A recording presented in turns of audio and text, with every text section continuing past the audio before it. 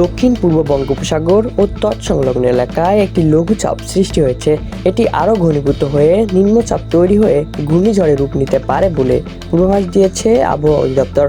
আজ শুক্রবার বিশেষ বুলেটিনে এ তথ্য জানিয়েছে আবহাওয়া অফিস। উত্তর বঙ্গোপসাগরে অবস্থানরত মাছ ধরার নৌকা ও ট্রলারগুলোকে পরবর্তী নির্দেশ না দেওয়া পর্যন্ত গভীর সাগরে বিচরণ না করতে বলেছে অধিদপ্তর। তবে দেশের অভ্যন্তরীণ নদী বন্দরসমূহের জন্য কোনো সতর্ক বাণী নেই এবং কোনো সংকেত দেখাতে হবে না।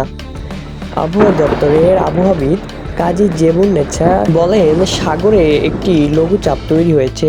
এটি আরও ঘনীভূত হয়ে নিম্নচাপ এরপর একটি ঘূর্ণিঝড়ে রূপ নেওয়ার সম্ভাবনা রয়েছে। কাজী জেবুন্নেছা আরও বলেন, এটি গতিপথ ভারতের উড়িষ্যা ও অন্ধ্রপ্রদেশের দিকে। এটি বাংলাদেশের স্থলভাগ তেমন একটা প্রভাব পড়বে না।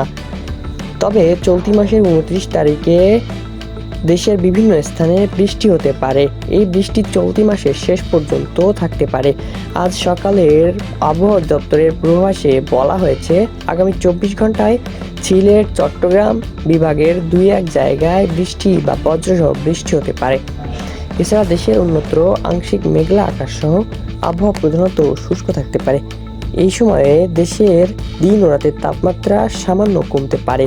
এদিন ভোর 6টা পর্যন্ত দেশের 24 ঘন্টায় সর্বোচ্চ তাপমাত্রা ছিল ফেনীতে 36.2 ডিগ্রি সেলসিয়াস, আর সর্বনিম্ন তাপমাত্রা ছিল পঞ্চগড়ের তেঁতুলিয়ায়। সেখানকার তাপমাত্রা ছিল 20.1 ডিগ্রি সেলসিয়াস।